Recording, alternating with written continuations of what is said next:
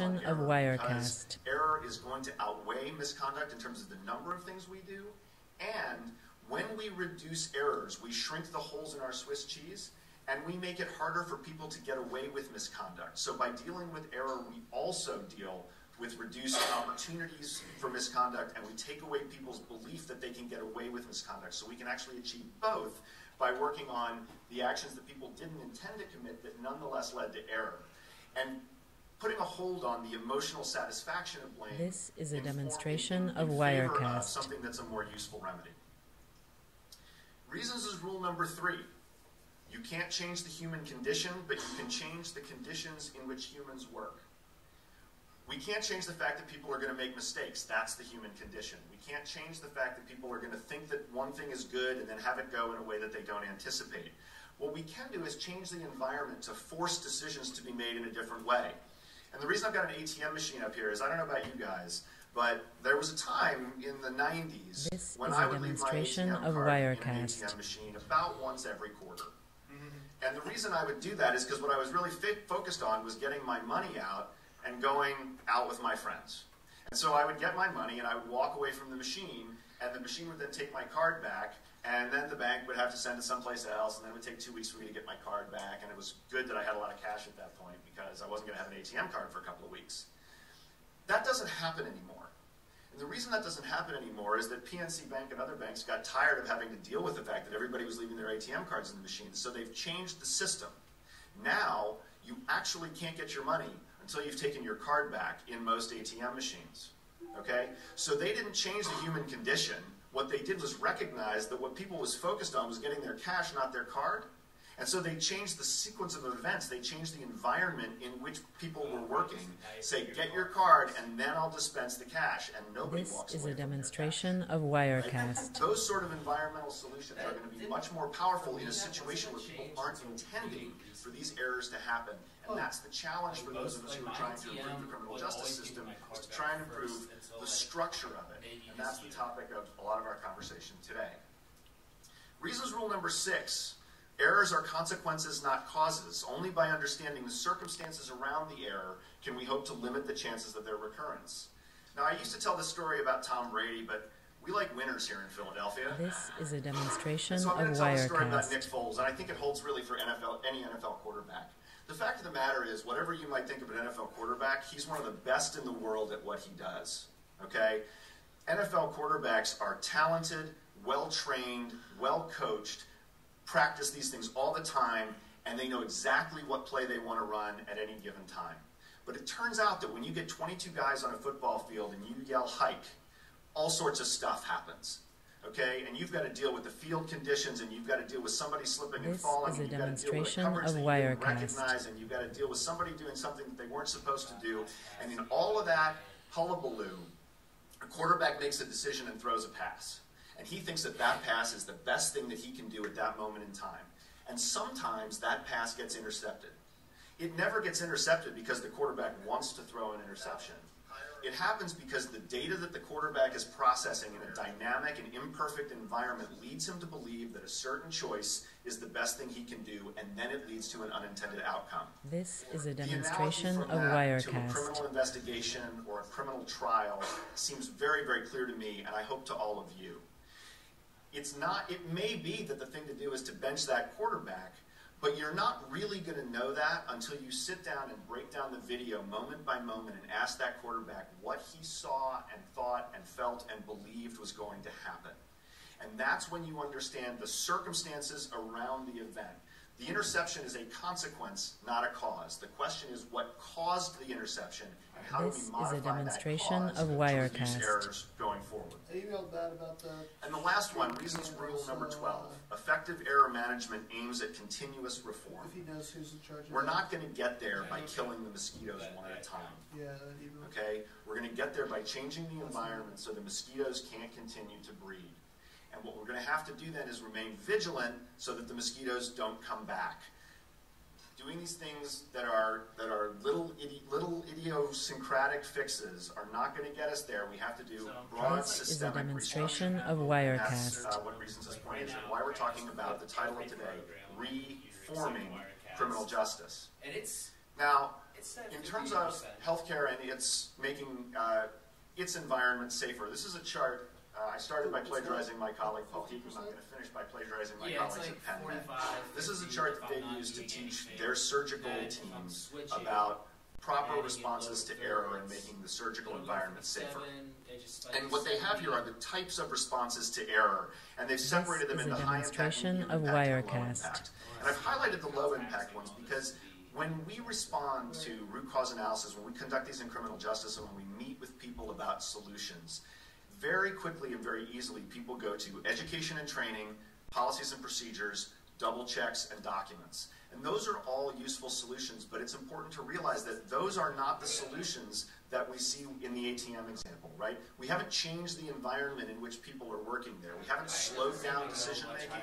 We haven't created a situation where forced incentives are forced. And if you look at the high impact things, anything we can automate takes human decision making, human error out of the equation.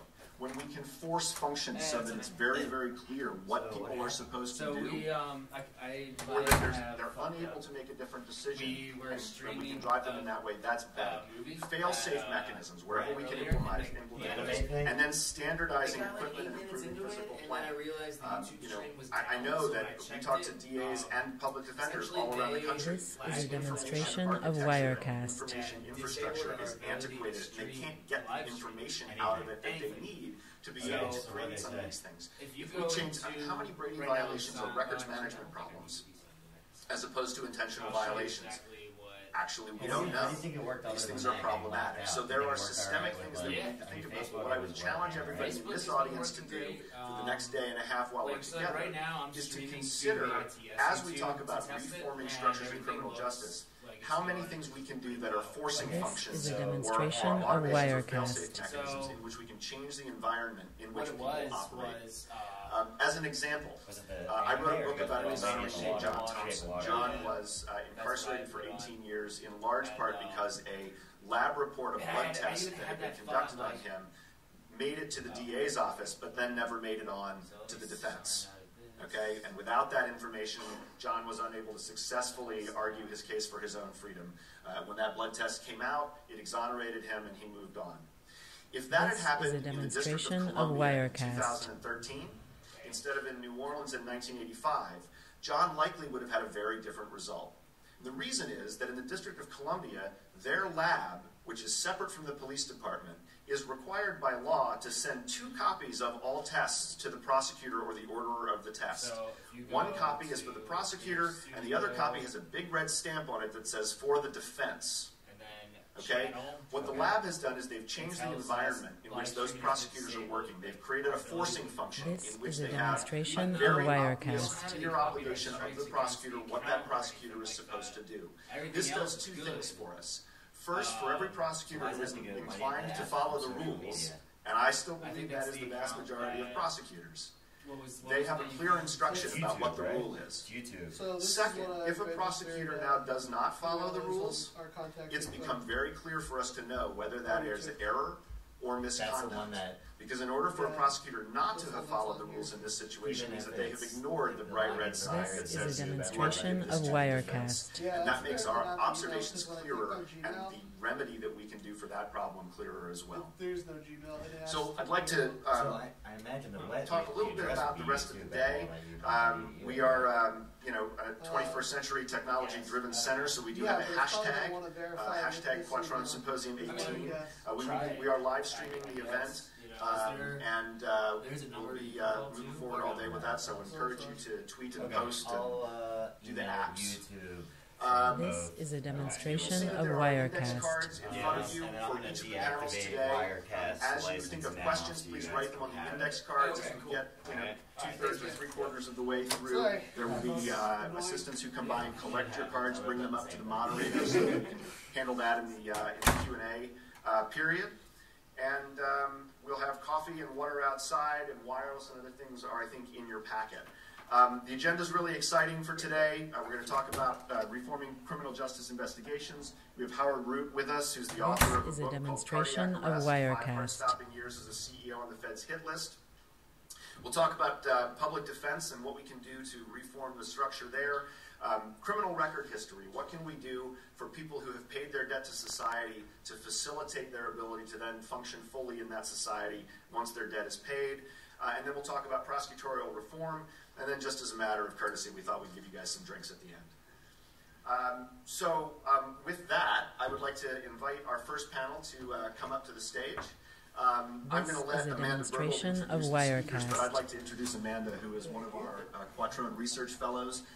Amanda joined us 2 years ago from John Jay, where she got her PhD in social psychology.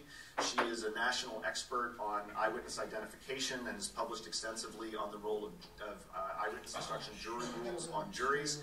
She's currently doing some fascinating research on the role of facial recognition databases. And I have to say, I'm really excited for this panel because a lot of times when we talk about preventing errors in criminal justice, we're talking This is about a demonstration of Wirecast. Officers or prosecutors or other people on the law enforcement side of the ledger from making mistakes. It's rare that we have opportunities to talk about how we help them improve accuracy as opposed to reduce error. And the conversation we're going to have today is, I think, a very positive one because this is one where we actually talk about how do we help people get it right more often instead of how do we prevent you from getting it wrong more often. So I'm really excited about the positive nature of this to make the criminal justice system better and more accurate, make sure we get the right guy in the right way. This is a demonstration of Wirecast.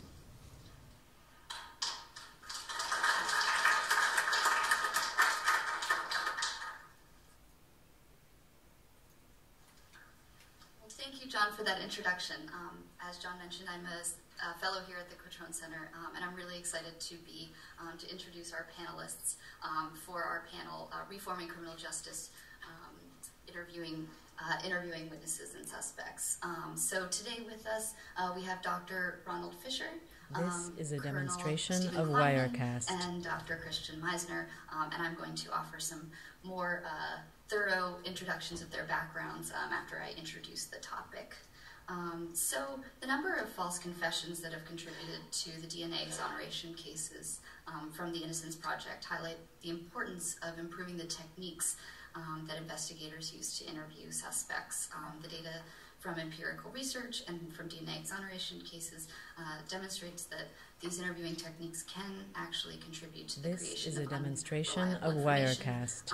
In fact, all three members of this panel, in addition to some other authors, recently contributed to a critique of what is known as enhanced interrogation methods and offered some psychological perspectives on the use of torture, cruel and inhumane treatment, accusatorial and psychologically coercive methods, and their critique mainly states that these methods can actually negatively impact the information provided to investigators.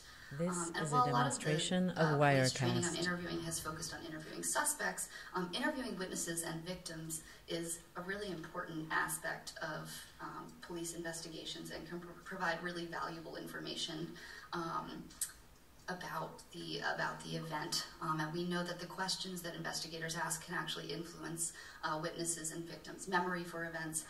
And we are really fortunate. I'm going to start by introducing Dr. Ronald Fisher, who is the pioneer of the method, the cognitive interview. This is a Dr. demonstration Ronald of Fisher, Wirecast. is a professor of psychology at Florida International University. He's a research psychologist who has performed research in the areas of investigative interviewing and pioneered, of course, the cognitive interview. In his work on the cognitive interview, he has really focused on the role that memory plays in improving the memory of witnesses and victims. He has authored over 100 peer-reviewed articles, I hope that's right, and trained many investigative agencies in his interviewing This techniques. is a demonstration his book on of the cognitive interview Wirecast. that was published in 1992 is sort of the gold standard for training books dealing with procedures for victims and witness interviewing. He has conducted numerous training seminars on eyewitness memory and investigative interviewing to federal, state, and local agencies in the U.S. and those abroad as well. Some examples of the agencies that Dr. Fisher has worked with include the FBI, the National Transportation Safety Board, NASA, the U.S. Army and Navy, the British and Australian Police, and the Israeli Air Force. He's also the editor of the Journal of Applied Research in Memory Cognition, And This he is a was demonstration of member of the National Wirecast. Institute of Justice Committee to create the national guidelines on eyewitness evidence. I'm going to introduce Christian Meisner. Dr. Christian Meisner is also a research psychologist at Iowa State University. He has performed research in the areas of false confessions, investigative interviews, and issues surrounding eyewitness recall and identification, and deception detection and interrogations.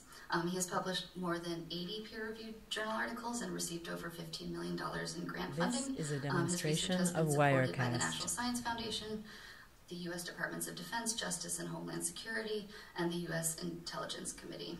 While Dr. Meisner's work covers a variety of fields, the one we're going to focus on today is his work developing effective science-based methods of interrogation. And he has developed extensive collaborative relationships with major training academies in the United States to experimentally compare science-based methods with existing practices. He's going to talk a little bit also about his work This is a working demonstration of with Wirecast. the FBI's high-value detainee interrogation group, known as the HIG, which I always have trouble remembering the full name of. And last but certainly not least, we have Colonel Stephen Kleinman, who is a career military intelligence officer and a recognized expert in the fields of human intelligence, strategic interrogation, special operations, and special survival training. He has been widely recognized as one of the most effective and prolific interrogators in the Department of Defense. He served as an interrogator, the chief of a joint interrogation team, of and as a Wirecast. senior advisor on interrogation to a special operations task force during Operations Just Caused, Desert Shield Storm, and Iraqi Freedom, respectively. He was formerly the director of the Air Force Combat Interrogation Course. He also served as the director of intelligence at the Personnel Recovery Academy, a unit of the Joint Personnel Recovery Agency that serves as Department of Defense agency responsible for overseeing survival, evasion, resistance, and escape This training. is a for demonstration of U.S. Wirecast. He was also, I just found out, awarded a really prestigious award, the Defense Superior Service Award, on his retirement from his military service. He has also been featured on CNN speaking about his opposition to torture, and has been featured in such newspapers as Newsweek and the Washington Post. So I'm going to start with This is a demonstration of Wirecast. In research, pursuing research and interviewing. Let's start with Dr. Von Bishop. Thank you. It's nice to be here. It's always a pleasure to work with smart people who are interested in improving society. I noticed that the photographs that we have on their own. So I spoke to one of my colleagues, who had done a lot of applied How does that research. mean the connection was severed to the flash server? Yeah, I His think that's what it immediate was. response was Yes. police, because police are always interviewing witnesses, and that's essentially how police solve cases. If they get information from witnesses, not like what you see on CSI, it's